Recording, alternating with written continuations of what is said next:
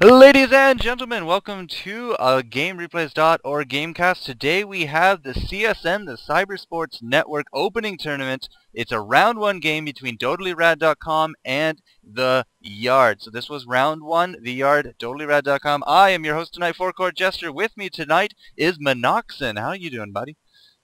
Doing good. Glad to be here. Thanks for having me. Anytime. It's always great to converse with the new meat on the staff. I mean, good old friends of mine. But that being said, they're getting into the picks, so let's just quickly go over the bands. Can you do that for me? Sure thing. Looks like they went ahead and first off they got rid of Soul Stealer, took him out of the picture, and then followed by Kronos, Forsaken, Flint Beastwood, of course, an Engineer, and Swiftblade. Nothing too terribly odd there, I wouldn't imagine, other than maybe Flint.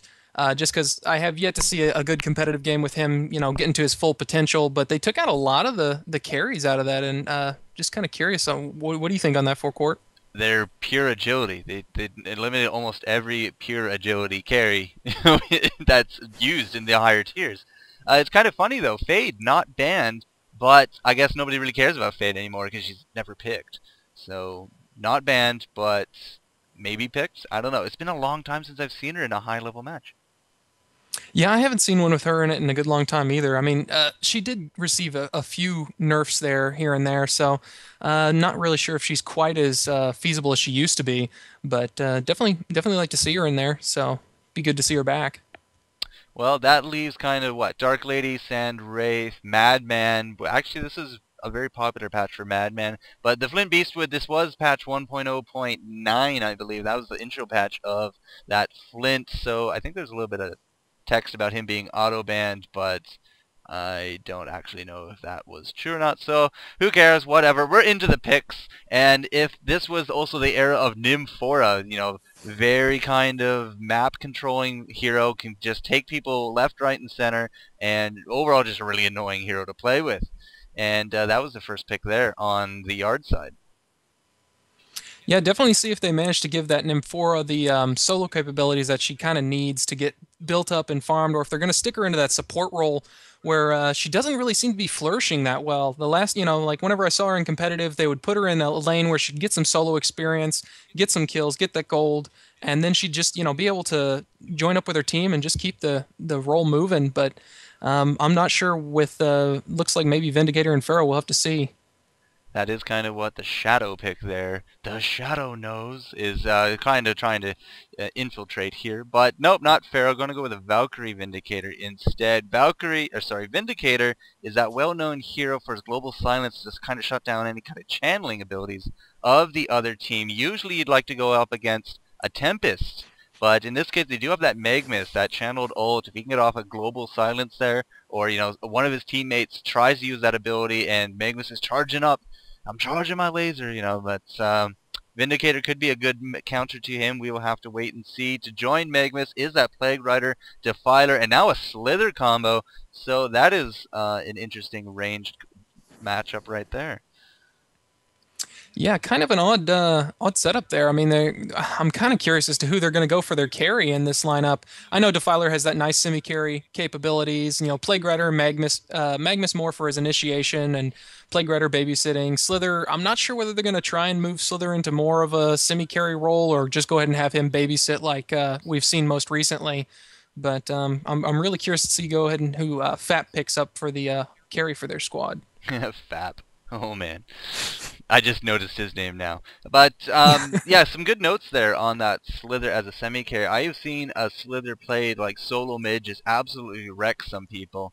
But we will have to see who Fap goes with. Wretched Hague coming out here, Richard Hague as I sometimes call him, and Predator are going to be the carrying there with the Valkyrie on that Legion side there. So that will put a Vindicator Nymphora support. I'm not too sure if that's actually enough support for that team personally, but we'll have to wait and see. Yeah, I'm not feeling real secure on that either, but we'll have to see how that pans out, where they decide to go ahead and shuffle those guys off to. I mean, Valkyrie and Wretched Hag are both capable of handling a lane on their own. I don't know if they're going to try for a tri-lane with Predator, Nymphora, and Vindicator, you think? I can't imagine a tri-lane is going to be actually set up here on the Legion side. To me, they just don't meld. Yeah. That's just my personal opinion. I'm kind of going to be saying Wretched Hague's going mid, And we're going to throw Valkyrie up with maybe Nymphora for a double stun combo. So throw out the Nymphora, Zeal, throw out the Javelin there for Valkyrie, and then that would leave Vindicator to babysit Predator. And, you know, a good leap to a Sage's lore as you're running raid. You typically don't really cast spells, but we'll have to see. Dark Lady picked up there because we're running out of time, and that will be the carry on that side. So Dark Lady, Magmus, and they got the pushing power Defiler, and that will be a wrap for them. Yeah, definitely a nice pickup on the carry there for them. I think that she should have all the support that she should need to go ahead and get built up. Like we've seen, I believe it's Empire has been running her recently in their lineup, and she's been to great effect used there to just, you know, get those stacked creep camps and just continue to keep the farm going until she's just unstoppable late game. Stacking the creep camps is definitely something that's been coming out a lot more. We see it in more and more replays these days in the tournaments because it just simply, like, you're not going to kill them early game anyways. So you might as well bring them up to that max stack. So when you do go out, it's just such a spike in your gold, your experience, everything. And, you know, good signs of good supports will be, you know, someone out there sacrificing their experience, sacrificing their gold to help that carry out. Yeah, definitely. And you know what, it's very important, especially with Dark Lady, because Dark Lady, you know, on her own, if she doesn't get that farm, she's not really all that impressive. I mean, she's a good hero, granted, but it's just amazing how much damage she can put out when she finally gets all the items and things that she needs to go ahead and increase that. And, you know, of course, Rune Axe probably being the primary, you know, must-have item on Dark Lady that we'll be looking to see her pick up pretty quickly if she's able to. Well, it will come down to the powers of FAP, and I just really want to say his name many, many times, but I'm not gonna. So it will come down to how well he can play that Dark Lady, how well the team can help him out with his farm. Magmus, Slither Lane down south, a little interesting. I did not really see that coming, but then again, what else could they really do? Dark Lady obviously should have been babysat, but they're not going to do that. It looks like more that they're going to be sending two mid with Plague Rider Defiler. Defiler with her level 6 can just eat those towers, no problem whatsoever, and she's obviously a great solo hero because, you know, she can spam that Wave of Death, insane range on that, keep the bottles with that increased movement speed. I do believe, yeah, increased movement speed and power of death. And, I mean, she's just overall a great mid hero. I'm just going to ask for one moment here. Sure thing. And that's all I need, so we're good. Okay. I will say that we do have the wards going out for the Hellborn here. We have the Ward of Sight blocking the creep pull on bottom there. I guess that Magmus and Slither don't want them having that ability to move back out of there. And the early Sage's Lore coming out there to try and drain a little bit of mana and HP on Magmus and Slither there. That might be an interesting lane combination. I'm not sure how effective it's going to be against a Predator and a Vindicator, though. Well, if you think about it, Magmus is a one-trick pony. Between Steam Bath and Lava Surge, if he wants to save his mana, he's going to have to spend one of them, and he is not a huge mana character whatsoever. There's no Glacius in this game, which is fun because usually he's in every game. But without any extra mana regen, just like Vindicator going down, man, should have been really talking about that. But anyways, so yeah, as I said, you saw at the Sage's Lore, Magmus has to do something, and that'll just drain his mana. But if he does something, and you're frail, and you're in range, and you're going to be comboed with Slither, then it'll be a good game. He did pay for it with his life, however. So yeah, he did get in there and managed to get, you know, his stun off. But yeah, they didn't have a great follow up for that. And top. Valkyrie just narrowly managing to dodge there just prior, and now she, after healing up a little bit, she went back in and got caught again. Some nice, it looks like Plague Rider did go ahead and head top. He didn't stick around in that middle lane, though, so now Dark Lady is going to have that assistance that she's going to need to be able to hold on to this lane and keep it in her pocket. Man, this is a high-action game already. There's just lots going on in the beginning, and I really got to apologize for missing that first blood. That sounds really silly of me. But yeah, Dark Lady with that babysitter Plague Rider. Can't really get a better babysitter in their lineup. Maybe Slither, maybe, but I would definitely give it up for the range on Plague Rider plus the slow. Nymphora kind of trying to go in on him here with the help of Valkyrie. Not too sure that's going to work, since Valkyrie could leap in. She is going to leap in, and she will take him out. Now, what's Dark Lady going to do about it? Apparently nothing. She's going to run away like a little pansy. Yeah, but she did end up catching that little bit of Nymph Zeal just barely. But yeah, it's not leveled up that much, so it doesn't have too much damage to it yet. But middle, we've been seeing the exchange of the nukers here between Defiler and Wretched Hag. That's just been pretty entertaining to scope as each one of them throws out their their essential waves or AOE nukes there to weaken each other down, and each forcing themselves to down those bottles and eat those runes of blight.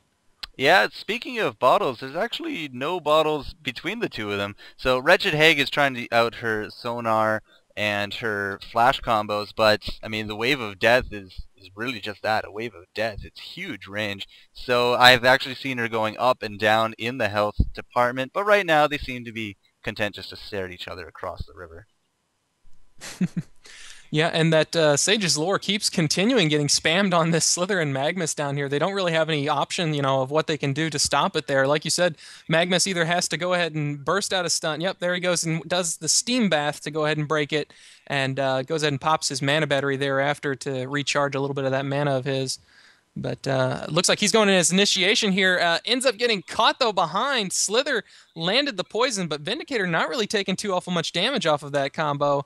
Kind of a little bit surprising there. I didn't catch the initial initiation, but I saw Magmus was well behind the tower, so I can only assume Well, he was up to no good. he hasn't used a Lava Surge, and the cooldown is not that quick. It's 11 seconds, so I don't actually think he surged there, which could explain Vindicator's surplus of health at that point. Upstairs, we got a Zeal going off and a Valkyrie, but my mouse is going crazy. I almost missed that kill, and that was a little weird. But Nymphora will go down. I mean, Dark Lady with a free double damage rune, essentially. Might even be able to pick up Valkyrie here. Does she have enough for a Tainted Soul? She doesn't even have the cooldown up for Tainted Soul, but no, 45 mana is all she needed. Even a Wave of Death coming from that Defiler, not going to happen. So, unfortunate there. But 2-2 now. I'm sitting at 435. My mouse should hopefully come under control, as that was really terrible camera work. I will admit that, no worries. Ugh, stupidness. But yeah, 22 hit points is what Valkyrie got away with there. Pretty clutch. Yeah, that's always absolutely and completely frustrating there. You saw the Defiler throw out the Wave of Death there to just try and desperately get that kill, but just landed short, so... They were stuck grinding teeth. Oh yes, grinding teeth, always awesome. Yeah, I did see a Valkyrie come south. 5-second arrow landing here on Slither. He is one dead duck, and Magmus, you kind of need to make your getaway here, but there's no arrow to worry about here. Predator might be able to catch him. I don't know, 5 seconds left on that. Venomous Leap. I had to get the word of it out, but yeah, that's not going to happen. So a nice port down there by Valkyrie, who had he had to go back down to heal. These guys were pushed up pretty high, so some good communication there, some good teamwork there. 5-second arrow, maybe? Yes! 5-second arrow landing on the Defiler, and now really Wretched Hag was just in no place to kind of capitalize on it, so I think she's going to be okay. Yeah.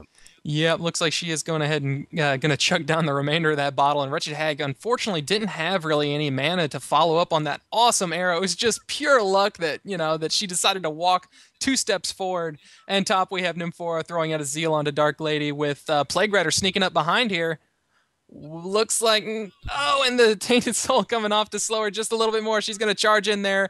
The arrow missing from Valkyrie trying to save Nymphora, and she's going to get ran down here. Oh, or is she? Yeah, I'm thinking Plague Rider. Yep, got the auto attack off. Got the vision from Dark Lady there, so you're not going to be able to juke.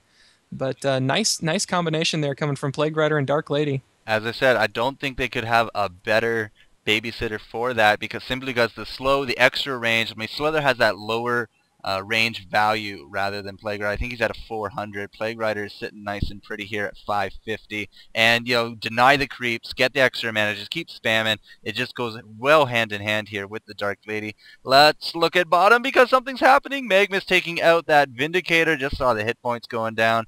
And looks... Yeah, that was actually a really good play. Magmus actually ended up swapping out. Slither was getting ran down by Predator. Predator leapt onto Slither, and they were just trying to take Slither down. And Magmus just ran right past Predator and stunned on Vindicator and ran him down. Ended up using his Steam Bath to dodge Predator. And once his cooldown on his Lava Surge was back, he went ahead and charged in and finished him off there. So a nice use of all of his moves there on Magmus, and he does have his bottle now, so he's able to go ahead and keep the swap between those And then Nymph 4 coming in with a Nymph Zeal and a leap coming from Predator, but the Steam Bath is going to ruin their hopes of hoping to be able to get him there. He is going to go ahead and wander out of there.